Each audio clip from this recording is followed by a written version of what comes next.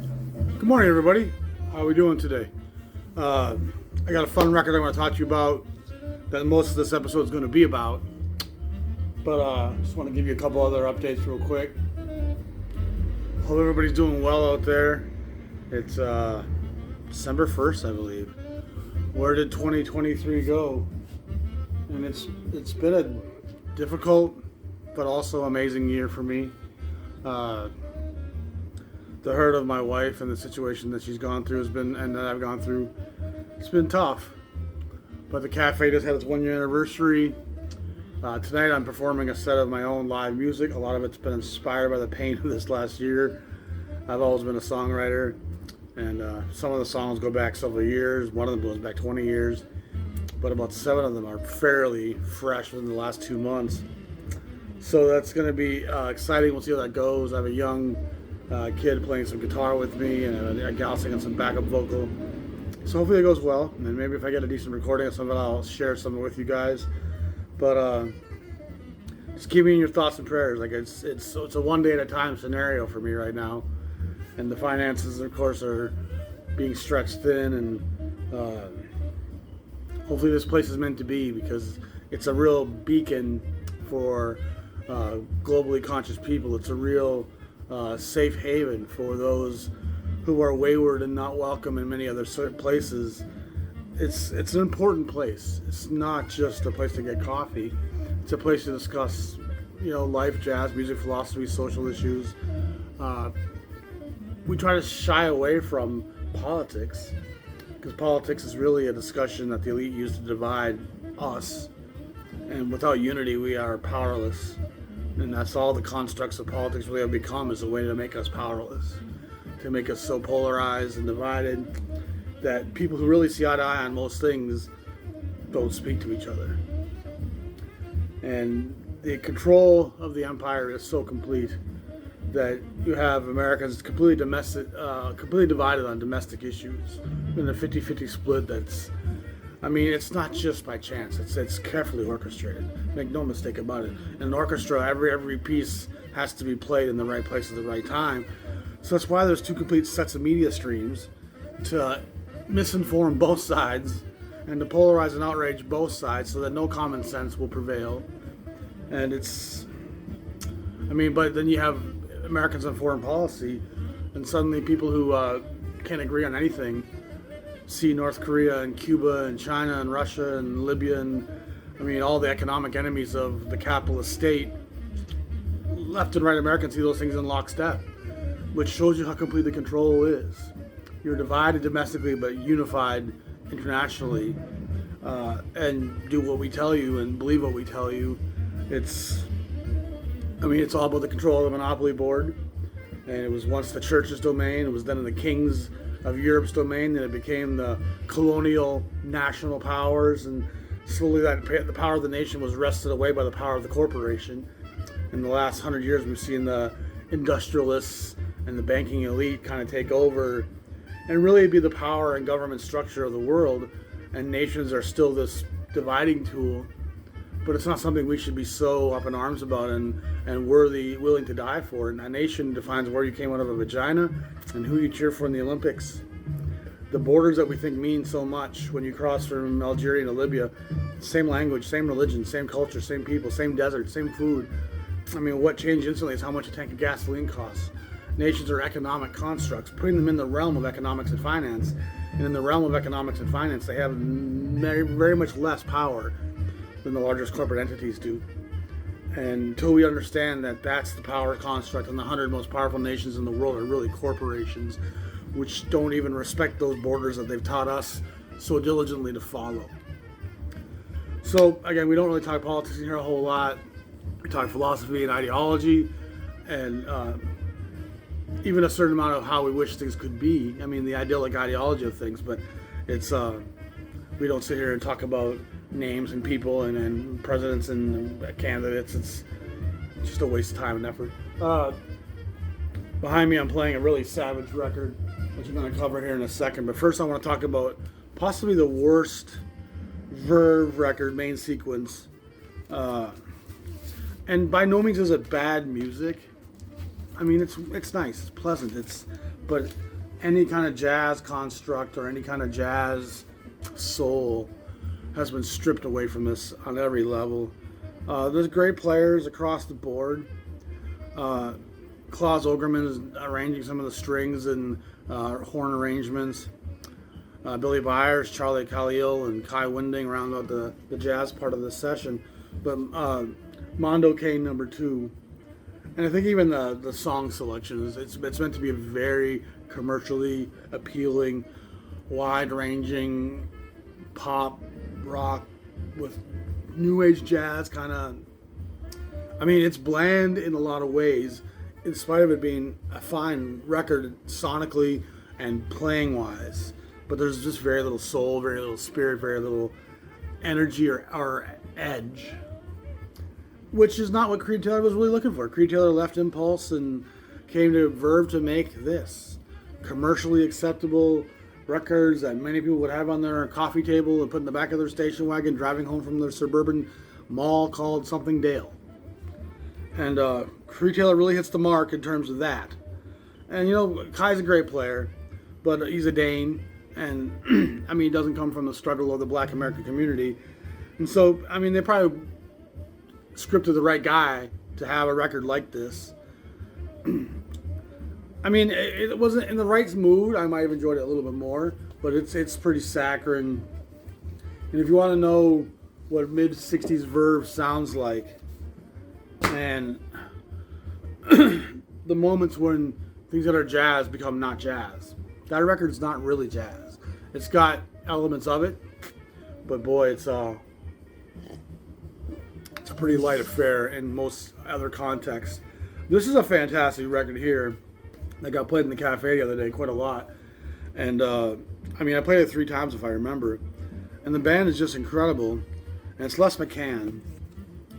And it's a little bit less that funky gospel stride that we're kind of used to from Les McCann. A little bit more of a real, I won't say hard bop session, but it's definitely a modern session. You have Stanley Turrentine bringing some fantastic blues. Blue Mitchell's also just fantastic on this. Frank Haynes, Herbie Lewis also, and Ron Jefferson, along with the fantastic Les McCann on the piano. I mean, it's just a record that should be absorbed and heard, and a couple of the ballads on here are just gorgeous. I mean, it's a Turrentine session in some context, because that's more what it feels like than it does a Les McCann record, even though it's on Pacific, and even though it's, you know, I mean, Pacific number 45, probably 1961. I mean, it's an awesome record. Jazz that people will love to listen to. Plenty of soul, plenty of blues, plenty of black church. It's really one of the finer records I've played as of late. It was kind of really a wow. Like, wow, that's fantastic. And my buddy Brian was here, and we're both like, wow, that's Les McCann. That's fantastic. A guy that's a fantastic trumpet player, a little bit under the radar at times, is Carmell Jones. Fantastic, modern, hard bop, post bop school. The great Harold Land also features on this, with Frank Straszieri, Gary Peacock, and Leon Pettis. Beautiful, pretty hard driving at times, but also some wonderful lyricism. He's a guy with some soul. I mean, even that photograph tells you something about the contemplative nature of Carmell Jones. And that personality that is depicted in that photograph helps you understand the expression and the emoting that this guy's going to be doing. I mean, that's one of the most important things about jazz, is to get to know a guy's personality. You can do that through photographs. And it just tells you that, I mean, he's not the light, frivolous Al Gray kind of guy pinching a girl on the cheek. He's much more, things are serious. We got to deal with some issues here. And I'm about to take you down to the basement, young man, and teach you something about the world. And tell you about how things can be. Really a fantastic record. Pacific 29, probably 1960, maybe 61 again. That sequence switches over from the 1200 to the PJ series, somewhere around 5960. Again, 2 of the finer PJ series jazz records that are just really of note and worth seeking out. Now we're going to spend some time talking about a classic hard bop record. That's what we've been listening to. And again, I don't want the episode taken down, so I've had to turn it down. But if I back it up here, I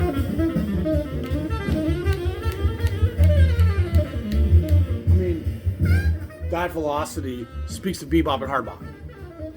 The intensity of the playing is hard bop. The fact that they stake the head and give you some idea of the context of what the melody is underlying is part of what makes it hard bop and less bebop. Bebop will just go straight into that improvisation. But it's very aggressive. And it features an all-star lineup of the finest of the Black American music, Black jazz musicians of that time frame. Johnny Griffin has just blown in from Chicago, showing up at Blue Note, and he's done a few things already out in Chicago, but he's pretty much won every cutting contest and every showdown of confrontation of tenor players in Chicago for a while at that point. I mean, Griffin had really ascended the ranks in Chicago and became one of the finest players, very dexterous and nimble, and he was a small guy, but he could play with the ferocity of a giant. And Griffin, again, if you look at his face there, it tells you something about Johnny Griffin. He's a man of business. He's a man of sincerity and integrity and great velocity, a terminal velocity. We are going to address this through great pain and sorrow, if need be, to try to get to some kind of a root solution. And again, he's backed here by just an all-star group. He's got Wynton Kelly on the piano, who you don't see a lot on Blue Note. And I'm a huge Wynton Kelly guy, one of the great rhythm players and just pocket piano players of all these 50s, late 50s, early 60s sessions. Paul Chambers, of course, an institution on the bass, who is a pretty big stalwart at Blue Note at this point, also at Prestige, just on hundreds of sessions over those years. Blakey's on the drums, and Blakey's laying down just a thunderous roar that, I mean, he helps invent the bebop sound, hard bop sound in a lot of ways. And he goes back to the roots of bebop, playing back in the early days with I can't think of his name, the great singer, baritone singer, drawing a blank here, the great Billy Eckstein. Just took me a second there. I knew it started with an E. Billy Eckstein had a great orchestra, big band in the 40s, and he had some just outstanding talent on that stage with him. A lot of the guys were early beboppers, and oftentimes they were just chomping at the bit, and there was times where Eckstein would let these guys kind of go loose, but there's other times they were doing kind of more saccharine arrangement with his great vocals, and most of Eckstein's recordings end up being the vocal side of things. But that was a real training ground for a lot of the early bebop, hard bop guys, and including Blakey. And Blakey just becomes one of the real ambassadors and torchbearers of the genre. But then backing Griffin on the tenor, you have the fantastic Hank Mobley, the fantastic John Coltrane, who is still kind of establishing himself here, 1957, 58. So he's probably still working with Miles. He's probably still heavily on drugs. This is before Coltrane works with Monk, and so Coltrane's still more in his sheets of sound development stage. But it's just great hearing Mobley contrasted to Coltrane, contrasted to Griffin, all very different players. The nimble electricity of Griffin, the smooth caramel of Mobley versus the frenetic intensity of Coltrane. And then you had Lee Morgan on the trumpet. And you can't add a more ferocious trumpet brass player to those tenor players. You want a trumpet player that's going to stand up against, sounds like Mobley right there.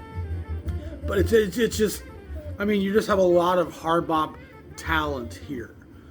Kind of a focal Blue Note defining record. There's a Sonny Clark, Sonny's Crib Records, I always say is one of the most defining Blue Note sessions. This is truly a defining Blue Note record as well, number 1559. I mean, it probably puts the recording in late 1956, released in 57. It's just what the Blue Note sound was being birthed and bridged into. Before this, it's kind of finding its way, and the 10-inch Blue Note era is a very disparate, unfocused sound. There's no Blue Note sound per se in that 10-inch early 50s sound.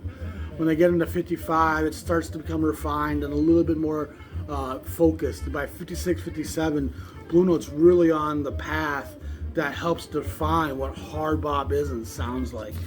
This, of course, is a beautiful classic records, early 2000s, maybe late 90s reissue for all those who only seem to care about that aspect of the hobby. But, I mean, originals of this are pretty rare, pretty hard to come by. Beautiful cover. I don't think it's Reed Miles. It might be. I don't think it is. It says photo by Harold Feinstein and Frank Wolf. But it's a beautiful cover. If you want to get to know what Blue Note sounds like and what the ascendancy of the Blue Note moment in jazz time is, it's Blue Note's hard bop sound coming into fruition here in 56, 57.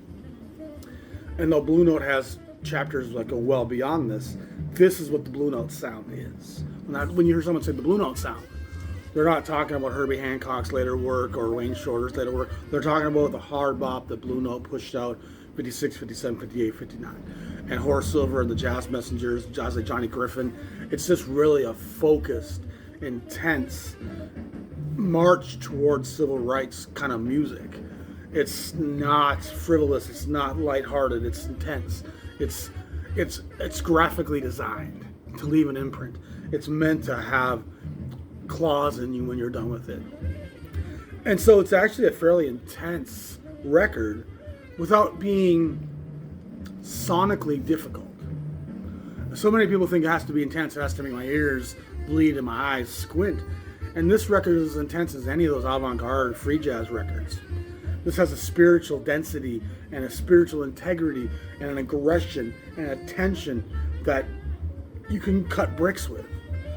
I mean, this is as intense a listen emotionally as anything that you can muster up from the free jazz movement. And you want to talk about spiritual jazz, there's little more spiritual than this. Just because it doesn't have harps and angelic weirdness, mystical symbols. This is spiritual music. This is the voice of a people finding a path to the promised land. And boy, that promised land hasn't quite been what they envisioned till even to this day. I mean, we got civil rights, but there was many constructs put in place to kind of undo that very thing, including, you know, the war on drugs and, I mean, again, we're getting back to social issues there. But this music is birthed in that. It's not about anything else. It's not about virtuosity and ability and the ego of how good a player I am. It's about the expression of a people determined to find the other side of the river and to not drown in the rising waters of injustice and oppression and tyranny. And I mean, that's the lifting power of this music. That's the edifying nature of it. The resiliency of a people to refuse to settle or to refuse to quit. I mean, again, I think that's such an important aspect. For those of you who don't know, I haven't watched the channel for very long, I've lost a lot of weight, and I'm starting to see it in my face at this point. But I just think it's a really important thing to reiterate. I talk about it plenty over the years. But again, hard bop, this moment in jazz, these black records that the Blue Note stable was focused on. And no label was more focused on recording young black aggressive musicians who were sharing a common place emotionally, intellectually, spiritually. I mean, Prestige was much more known for the drug addicts coming in, getting instant cash and going out and getting high. And there's some great stuff at Prestige. Riverside has a little bit more variation to what they're doing. Bill Evans' elegancy. I love Riverside equally. But Blue Note for a number of years here makes nothing but hard, aggressive, underground, indie rap sounding jazz. I mean, with much better production than indie rap ever had. But I mean, if you like the Wu-Tang Clan, the Blue Note Clan was a stable of musicians making records, and you think having the 9-10 MCs that the Wu-Tang had, I mean, Blue Note has a huge roster of MCs, all telling you stories of the street, stories of tyranny and struggle and sorrow and depression, and some stories of victory and joy and survival. And I think that's one of the most important parallels and metaphors to drive home, is the music isn't void of content. It's not void of meaning or message. It's deeply layered and laced with all kinds of expressional conditions and the mindset of a people determined to cross that River Jordan and to find a better life. And I think all of us being put in that situation have two choices: to quit or to fight.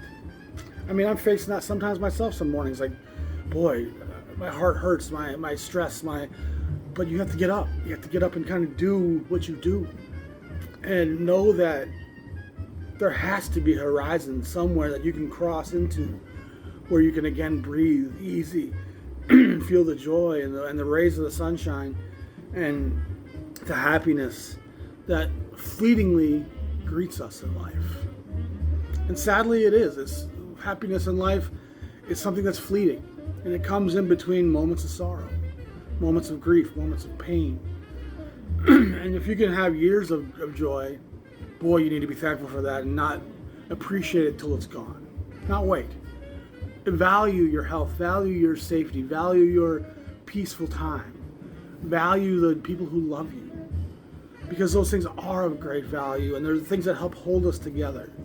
And when we lose that support, all of our cracks become more apparent and evident, and the vulnerability and the weakness and the collapse can be imminent.